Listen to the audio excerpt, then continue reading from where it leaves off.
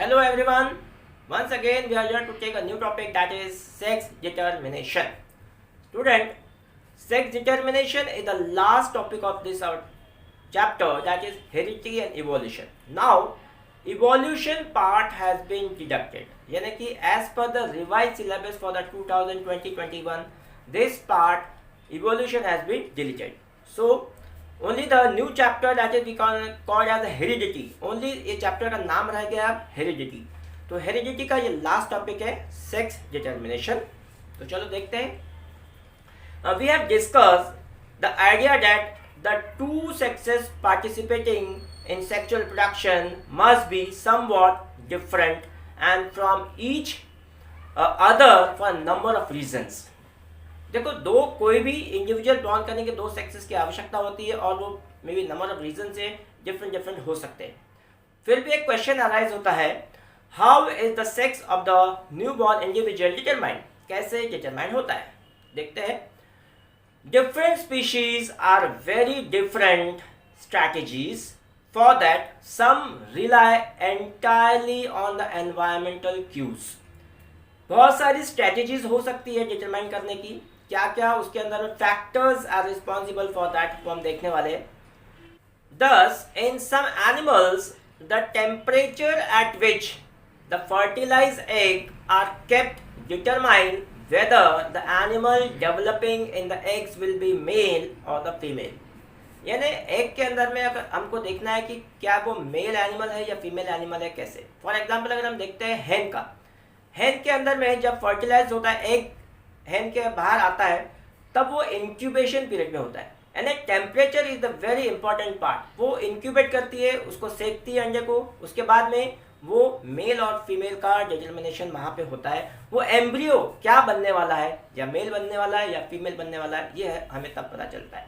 लेकिन in other animals, एक दूसरे एनिमल्स की हम बात करते हैं, such as the snails, individuals can change the sex, indicating that sex is not a genetically determined. यानी कि स्नेल के अंदर में स्नेल अपना सेक्स को चेंज कर देता है. ये एक ऐसा ही एक दुर्लभ एनिमल है जिसे हम कहेंगे कि वो पैदा होने के बाद अपने सेक्स को चेंज कर सकता है.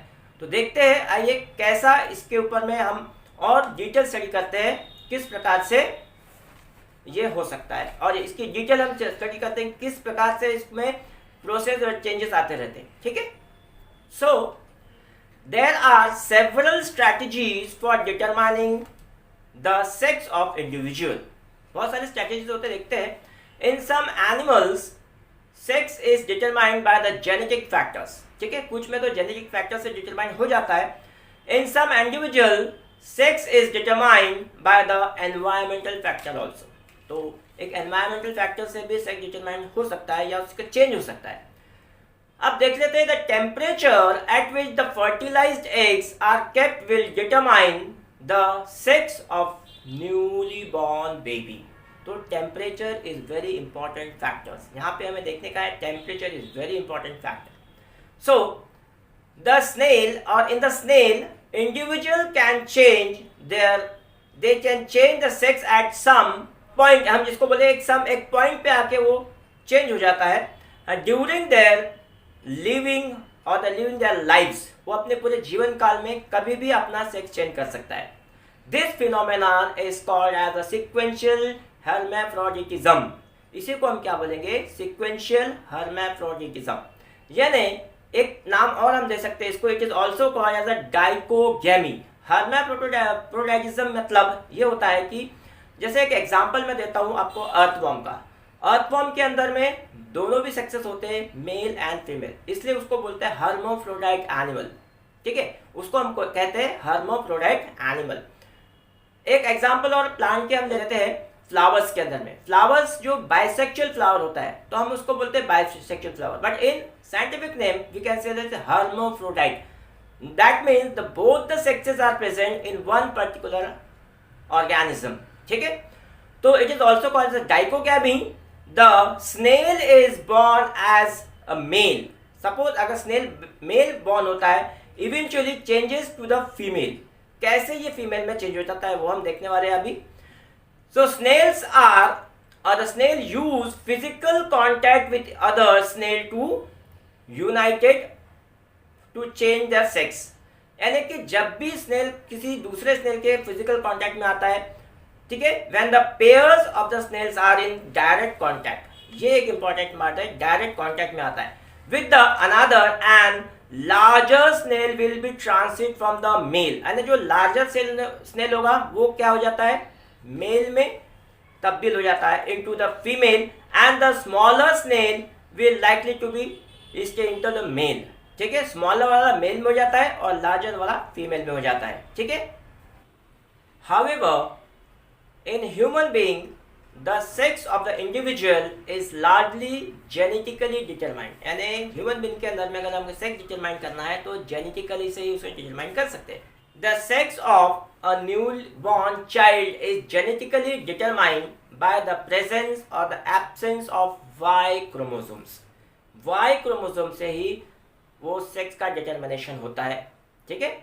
And embryo with XX chromosomes develops into a female and the embryo with XY chromosomes develops into a male, ठीक है. यानी XX किससे डिनोट हो रहा है, फीमेल से, और XY डिनोट हो रहा है मेल से.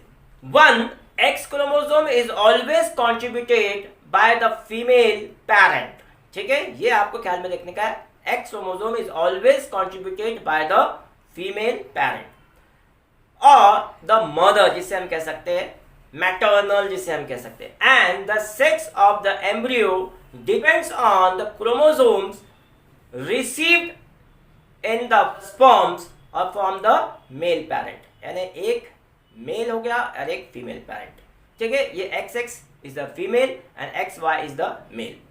That means the genes inherited from over the parents decides whether we will be the boy or the girls. यानी यहाँ पर ही डिटरमाइन हो जाता है कि हम बॉय होने वाले हैं या गर्ल्स होने वाले, ठीक है.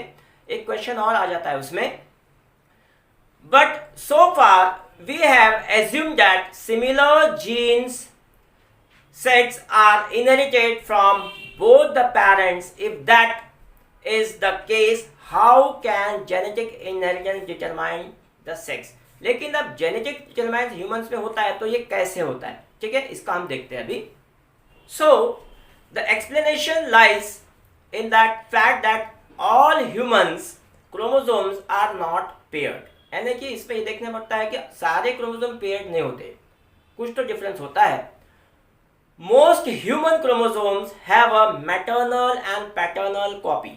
ये आपको पता है, maternal means the mother and paternal means the father, उसकी कॉपी होती है. And we have 23 such pairs of the chromosomes, यानी कि एक इंडिविजुअल में कितने होते हैं, 23 पेयर्स.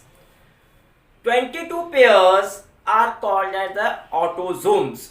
ख्याल में रखने का ये बात, 22 pairs of are called as the autosomes, but one pair called as the sex chromosomes or allosomes, यानी कि उसमें से एक पेयर क्या कहलाता है, सेक्स क्रोमोसोम या allosomes. The two allosomes are similar, ठीक है, the two allosomes are similar in females and they are XX chromosomes. यानी जब दो एलोसोम सिमिलर रहेंगे XX, तो हम उसके किससे डिनोट करेंगे, फीमेल से डिनोट करेंगे. Similarly, the two allosomes of the male are different in males. ठीक है, ये डिफरेंट होता है मेल्स के अंदर में. One is X chromosomes and are larger in size. एक होता है X क्रोमोसोम लेकिन वो larger in size होता है वो chromosomes, and the other is the smaller called the Y chromosome जो थोड़ा smaller होता है. This shows that the human females are 44 plus XX chromosomes. कितने रहते हैं फीमेल्स के अंदर में, ह्यूमन फीमेल्स के अंदर 44 plus XX, while human mails की अगर हम बात करते हैं आर 44 प्लस XY क्रोमोसोम होते हैं, ठीक है. And because of this similar nature of X chromosome and the sex chromosome of females are called as homomorphic. जब भी सिमिलर होते हैं एलोसोम तो हम इसे क्या कहेंगे, homomorphic. Similarly and when they are different called as the heteromorphic in the males. So the females are homogametic. Homo means the similar, ठीक है, जिसमें सिमिलर गैमेट होते हैं, homogametic. And they forms one type of the eggs that is called 22 plus X. ठीक है, homogametic में हम क्या बोलेंगे, 22 plus X. The male are heterogametic. यहाँ पे hetero means different, heterogametic. And they form the two types of the sperms, 22 plus Y जिसको हम कहेंगे एंड्रोस्पर्म, एंड 22 प्लस एक्स जिसको हम कहेंगे गायनोस्पर्म्स. फिर से मैं एक बार बोल देता हूँ, 22 plus Y that is called the androsperm, and 22 plus X जिसको हम कहेंगे गायनोस्पर्म. ठीक है. The two types of the sperms are produced in equal number of the sex of the child. That is a chance factor. जैसे हम कहेंगे कि ये एक प्रकार का चांस फैक्टर हो सकता है, which depends upon the whether an androsperm fuses with the egg to form the male baby, or that means 22 plus x and 22 plus y or 44 plus xy, or a gynosperm fuses with the egg to produce the female baby. तो ये हमें देखने का है, ये बहुत ही important part होता है कि जब भी गायनोस्पर्म और द एंडोस्पर्म जब भी फ्यूज होते हैं आपस में, तो मेल या फीमेल बेबी प्रोड्यूस करते हैं. ठीक है.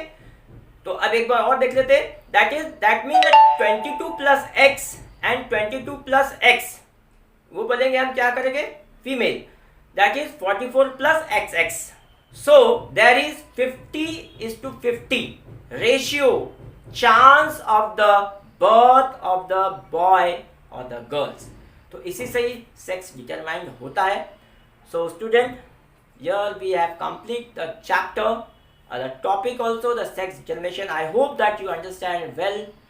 It is a very new part I have explained you. So we will see in the new chapter next part. Thank you.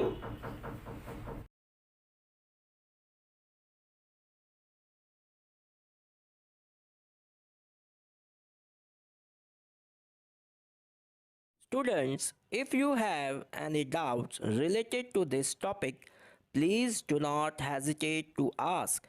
Write your doubts in the comment box. I will answer your question. Thank you.